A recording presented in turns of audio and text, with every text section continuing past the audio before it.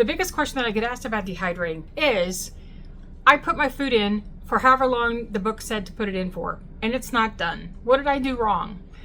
The only thing that you did wrong is that you paid attention to that timer. So hi, I'm Darcy from the Purposeful Pantry, and I want to be your dehydrating BFF, because dehydrating is at the core of what I do for preserving. And today I want to show you what happens when you rely on that timer by teaching you how to dehydrate cherries and how to use the pits and stems. Okay, so what we have is, gosh, I don't know, 5 pounds of cherries. I don't know how much this is. I didn't exactly measure it when I bought it, but what I've got, they are already pre-rinsed, ready to go. And we're going to get started with how I prep them. Now, I have this cherry pitter that I love. I love it better than any other one I've tried. I'll put a video right up here. The 2 main ones that are out there on the market. I reviewed it. This is my favorite. I love this thing. It's so easy to do. It's a little manual labor, yeah, but it's okay. So when you're ready, basically it is just, it has some talons on it that are really sharp. You're never going to want to get your hand into there when you put the pressure on. A little tray to put your cherries in, and this collects the seeds, the pits in there. Okay, so I want you to see when I put these in, I put them with just the cherry pit, I mean with the stem side right up top, just like that. And who am I kidding? I don't do that at all. Not at all. I throw them in there. I don't care, because we're not doing anything pretty with these. We're going to dry them. Okay, so put them inside. Do that. Pits are here. Pits are there. The tray came off. But then all I have to do, sometimes, okay, the first one is going to show the worst one. Sometimes they do this. Not all the time, but these are really big cherries too, so I have a feeling most of the time this is going to happen. They're not going to slide off well, but it's still super easy. Now, I grew up not liking cherries at all. I mean, not even a little bit. Because the only experience I had with cherries was my grandmother, who would serve cheesecake, which was it's pretty much one of my very favorite desserts ever. But she would open a can of cherry pie filling, and that would be on top of my cheesecake. Okay, my favorite thing ever with this really gross, disgusting cherry pie filling, because that's how I thought about it. I didn't like the texture. It was gross. So it wasn't until much later that I experienced fresh cherries for the first time, and I fell in love with them. I love cherries. I will only eat them in season when they're at the peak, because that's when they taste the best, or when I've dried them and I have cherries to last me throughout the year for chicken salad and stuff like that. So occasionally I will just take this, plop it over, empty out the pits, and go again. See, that's how it's supposed to work. So you're going to ask, how do I use these after I dry them? I tend to use them mostly in chicken salad, because that's how I really love cherries in my chicken salad, or blueberries sometimes, or grapes. You know, I love kind of like having a little bit of fruit that way in it. But you can also rehydrate these to make cherry pie, cherry turnovers. However you typically bake with cherries, you can do this. I mean, you could use it in like bread. You can use it all the ways that you might use a fresh cherry, as long as it doesn't need to be a fresh cherry application. And for those of you who make cherry juice and like to can it or freeze it, however you like to do it, you can in fact then dry the leftovers of the pulp to do the same thing. Okay, to get these ready for the dehydrator, all we have to do is pour them onto a tray, just like this. I line my trays because I don't want anything to stick to the trays at all. So I do use a parchment, I do use a liner, which is a mesh liner here. These are plastic, not the silicone version. I tend to like them a little better because they're a little more rigid, which makes doing things a little easier for me. Now, if you're like me and have cherries that are really big, I think these are fish scissors. The scissor doesn't matter, but what I'll do is I'll just walk through here on really large ones and just cut them in half. I could use a knife, but I don't have the space. So I'm just going to do it like this and cut through these. It's going to make them a little smaller, more like a raisin, but it also makes them dry faster because they're not trying to get through this whole piece, but they're just going to be smaller. And the way I eat them, it's fine, because they go in salad. I tend to chop them up a little bit before I put them in the salad anyway, because my interest here is not in having a whole cherry, it is in getting these dried faster. I'm relatively sure that these are not going to be fully dry by the time this video has to go up this week, so it's going to be nice for me to show you the difference in having cut them and then leaving them whole, how long it takes to dry that way. Okay, for the rest of this, I'm going to mix them because I'm not going to be particular about it. But basically, we're just going to roll this out. We're going to lose a little bit of juice on the counter, but that's okay because my counter will clean up. Please don't do this on like a marble or whatever kind of counters that you have that are really susceptible to being stained. Put some protection down. Okay, so how can I use these? I can use them in tea. I can make little rice bags out of them like you would do to heat up in the microwave and put on a sore to help bring some more some moist heat to it. There are tons of ways that you can use the pits and the stems, and I'll leave a post right here in the iCards above and in the description box below of my website, where I've got a whole list of ideas that you can use these things even if you don't compost them. Okay, for fruit, you see here we have fruits and fruits and fruit leathers at 135 F57C. I've got my machine set up now for 35 hours. It's not going to take that long, but I always set it way ahead because that time doesn't matter. It's whether it's dry enough. I have it set at 137. That also close enough. And we're going to get started. So I have a couple of weird questions that don't pertain to dehydrating, but something that I've had in the comments lately that I wanted to address. So those of you who watched last week's video, I went stargazing on last Friday night out into the country next to Houston because I've been going there to go see friends. They are long lost high school friends that we lost track of each other for a while and now have kind of come back together. We even got to dinner with another one of the friends in that same friend group on Sunday, and it was a marvelous time. I had the best time. And it was kind of like we hadn't even really lost touch. It was just that easy to kind of just go back into it. It was fun. But on Friday night, we went to go watch the Perseid meteor showers. They are happening again this weekend, but they're happening constantly until like towards the end of August when they kind of peter out. But this weekend and the couple of days after, like Monday and Tuesday, they are at the peak. Now you're going to have to fight with the full moon, but if you are in dark sky country, it would be great for you to go out in the middle of the night and go watch. The moon is going to be up the whole time, so it's really going to wash out the smaller meteors, but you might get a shot at some really big ones that are good to see. Now, if you live in places where there's lots of light pollution, you might still see one or two big ones, but you're going to have to watch for a while because just depending on where you are and how they're flying, because we never really know how good it's going to be. But this is the most popular one of the year. This is like the biggest shower of the year. So give it a try. If you're up at 2 or 3 a.m., go outside and just spend about 15 minutes letting your eyes acclimate first. It's going to be bright because of the moon, but the best that you can do is get your eyes to acclimate for a while to that sky and then watch. Don't try to watch at any one place. Just kind of look at the sky and scan it. You may see some really good big meteors. They are wonderful to see.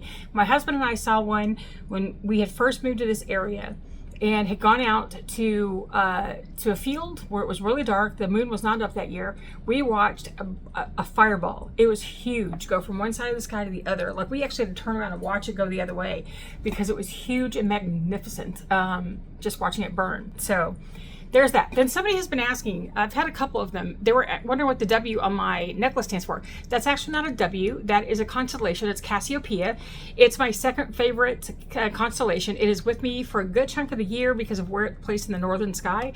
My favorite is Orion, but the necklace that would have come with it was really huge and it's not something I would wear. But this is Cassiopeia. I don't know if you can see it well, but there you go. That is the constellation Cassiopeia, and I wear it all the time just because I love it. Okay, so let's get back to dehydrating, shall we? Okay, are you ready to see the not quite finished project? Because this is what happens. Sometimes no matter what you do, your dehydrator doesn't get stuff dry in the time that you need it to dry. And what are we going to do because of it? So this is going to be that video. So all of our pits are dry. So this is what they look like. They still have a little bit of flesh on them. And as long as you can feel that the flesh is dry, that it is not too bendy, it's going to be a little bendy because we're talking about like doing a raisin with the cherry. So they're not going to be crunchy and hard. They're going to be somewhat flexible, but you have to think about, is this flexible like a raisin, like a really good raisin, or is this flexible because it's still super wet and it needs to dry more? These are completely dry. I can break off the flesh pretty easily and send pits across the room. The stems are completely dry. I can tell by hearing them, break. I don't know if you can hear this, but they break easily. The stems are dry. All right, so that's those. If you're ready to do this, you can just go ahead and jar them up, just like we do any other product that we do. Save the stems for tea, do the pits for like the rice bags. Again, I'm gonna leave the link up here in the iCards where you can click on it to go find all the ways that you can use these.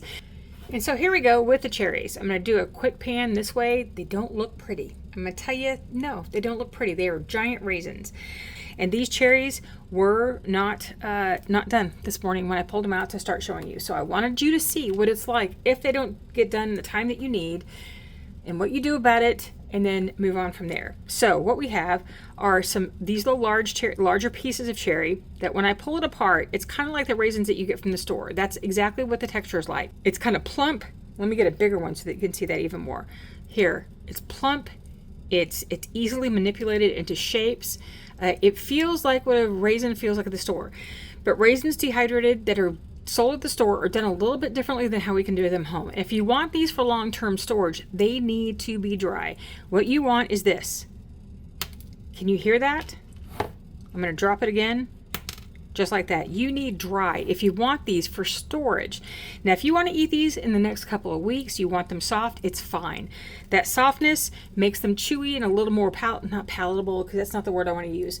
But the texture is more like what you would find the soft ones that you get from the store, because they're just done differently than what you can do at home. But if you want these for storage, you need to dry them more.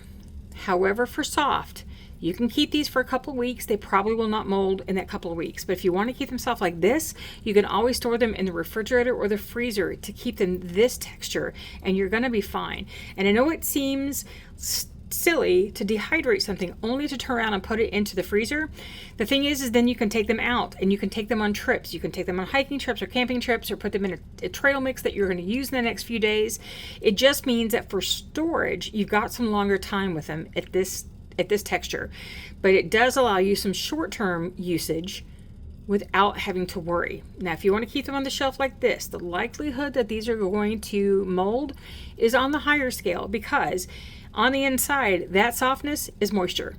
So that's the deal. So what do I do at this point? For me, what I'm going to do is pick out the ones that I know are dry, and I'm going to go ahead and get them ready to store. I'm going to get them started in a jar that I've already pulled out right here, and they are going to go in ready to be stored. And I'm going to check every single one before I put it in, because I know the feeling. I mean, I know this, it's a raisin. It's kind of like a stale raisin, I want to say. That's how I like to store them, to make sure they're done. They're going to condition.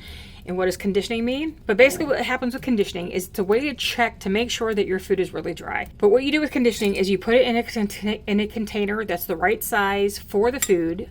You want to give it a little airspace if you can, because you want it to be able to move around some. But you're going to put it in a container, put the lid on, put the ring on. You do nothing else. You do not add moisture absorbers. You do not add oxygen absorbers. You do not vacuum seal it. You do nothing else to it. And then you leave it for about 5 days. I would go 5 to 7 days with these. And then every day you come and shake it and move it around. What you're looking for is everything clumping together when you move it. Like if it moves in one big solid clump, and shaking it doesn't break that clump up. Or when you flip it over that day, quite a few of them are sticking to the top, and an easy shake doesn't get them off. Because they have sugar, the compression of all of those pieces of fruit on the ones on the bottom, when it's stored like this, they're going to stick sometimes, because that sugar is going to stick. But if you turn it over and they stick and a quick shake doesn't take them off, you probably need to return them to the dehydrator, dry them for a little while longer, and then do it again. If you get to the point that you see mold, you've got to throw them away, because taking out the few that are molded isn't going to take care of all the colony that's already starting to grow everywhere else in the jar that you can't see yet, because that's kind of how that's the way mold works. For some reason, I didn't put a liner on that tray, and I don't remember not doing that. You probably caught me when I was putting stuff together, and we're like, Darcy, where's the liner? This is why you use a liner. It's sticking to the grate, and that's going to be hard to clean later. I'm not going to be happy about having to try to do that, because while my mesh fits into my sink, these don't. They won't lay flat, so it's going to take a little to get it off. But I wanted you to see the difference between dryness of ones that I cut and ones that I didn't. This was a smaller one that I did not cut, and then this is one that I did cut. In 24 hours, that's how long they've been in, and this one still needs quite a bit of drying time. And if I got one of the larger ones that I didn't cut up, just for a sample, so you could see the difference, there we go. There is a lot of drying to be done. It's empty, or I would show you. Do you know the dish soap that comes in the spray? Not just the regular dish soap, but it comes in that spray. It is so great for doing stuff like this. It puts a very thin layer of soap all over everything, and I can just let it sit when it won't fit in my sink to soak. It works so great that way. So now what I'm going to do is just spread these back out on the tray. Catch the last ones that I think I want to keep. That looks like that's about good for there. Do the same thing here. And then we're going to throw these back in the dehydrator. And that's the part you're not going to see. I'm not going to make you wait around for another day for that. There's no sense in that. But what I wanted you to see was, yeah, sometimes it doesn't dry. It doesn't dry in the time that you think it's going to dry. So what do?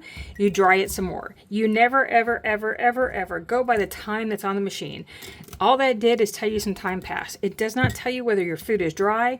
It does not tell you whether it's okay to take it out. You have to check. And something important about foods like this is that you need to give them at least 15 minutes, good time to cool off before you test it, because as it's still warm, it's going to be more pliable. And as that warmth goes away, it will kind of condense and it will be more like what it's supposed to be like, and that's when you can test it. For most foods, 5 to 10 minutes is all you need. But for something dense like this and marshmallows, you need to give it plenty of time.